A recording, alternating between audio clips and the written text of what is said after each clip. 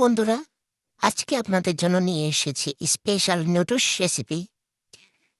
তো খুব মজার একটা নুডলস রেসিপি দেখাবো। সিম্পল, কোনো সবজি-টবজি কিছুই ছিল না। হঠাৎ করে আমার মনে হলো যে একটু নুডলস রান্না করে খাওয়া যাক। তো এখানে আমি পেঁয়াজ, টমেটো এগুলা কেটে নিয়ে নিয়েছি। আর সাথে এখানে ভাজা মুরগির মাংস ছিল সেটাও নিয়ে নিয়েছি। আর এখানে ২ প্যাকেট মিস্টার নুডলস নিয়ে নিয়েছি। এই যে আমার মিস্টার নুডলসের প্যাকেটগুলা ছিঁড়ে নিয়েছি আর সাথে মসলাগুলা বের করে নিয়েছি। এই পর্যায়ে আমার চুলার মধ্যে যে পানি দিয়েছিলাম সেটার বলক উঠতে শুরু করছে। তা আমি এখন ঝাইরা ঝিরে নুডলসগুলা দিয়ে দিয়েছি আর আমার নুডলস সিদ্ধ হয়ে গিয়েছে।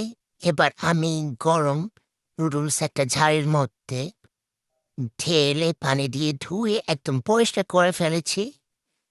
এরপরে আমি একটা চুলায় কড়াই বসিয়ে দিয়েছি। এবার কড়াইয়ের মধ্যে মন মতো তেল দিয়ে দিয়েছি। তেল একটু কম হয়ে গিয়েছে, পরে বাড়িয়ে দিব, সমস্যা নেই। ভুলে গিয়েছিলাম। দেন আস্তে আস্তে করে নাড়াচাড়া করে একটু বাদামি বাদামি করে ভেজে নিয়েছি। এরপর যে আমি একটা ডিম নিয়েছি, এটাকে ভালো করে ঘুটে নেব। ঘুটার পরে আমি যেটা করব, এই যে আমার বাদামি হয়ে গিয়েছে আমার পেঁয়াজগুলা, একটু সাইড করে নিয়েছি, ডিম সুন্দরীকে ঢেলে দিব।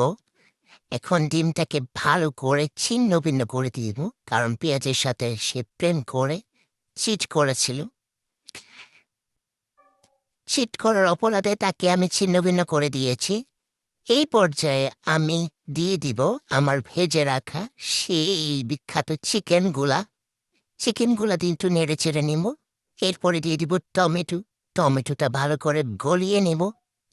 আর আমি সস দিব না, যেহেতু অনেকগুলো টমেটো দিয়ে দিয়েছি। আর আমি এখানে সয়া সস দিব। হা, এবার একটু আমি সয়া সসটা ঢেলে দিয়েছি। এরপরে দিয়ে দিব আমার নুডলসের স্পেশাল মশলাটা।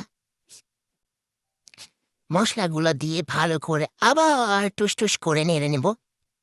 এরপরে আমি যেটা করব সেটা হচ্ছে গিয়ে স্পেশাল নুডলসগুলো দিয়ে দিব। এবার নুডলসগুলো দেওয়ার পরে নাড়াচাড়া করে একটু ধনেপাতা দিয়ে দিব। আমার কালা কালা ধনেপাতা দেখে কেউ কিছু বললেন না প্লিজ।